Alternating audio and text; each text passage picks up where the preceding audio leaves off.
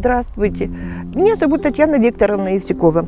Я житель этого города. Я родилась в 60-м вместе с этими деревьями. Деревья тоже были все посажены. Парк этот был посажен в 60-е годы.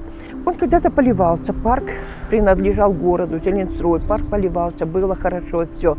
Но в 2005 году, после всех распадов Советского Союза, пришли застройщики и сказали, мы тут будем строиться. Ну, мы, естественно, подняли вопрос, мы собрали подписи все, что мы против строительства. Но никто нас не слышал. Прошли все суды, мы проиграли все, но нас спасло только то, что мы на эти их красные книги наложили мораторий. И стройку прекратили все, и нас немножко оставили в покое. Эльвире Жеркебековне очень большое спасибо, она много поспособствовала, много. Она бегала в Жигракунеш, много поднимала вопрос о нашем парке. Колоссальную проделала работу насчет этого парка. Большое-большое ей спасибо.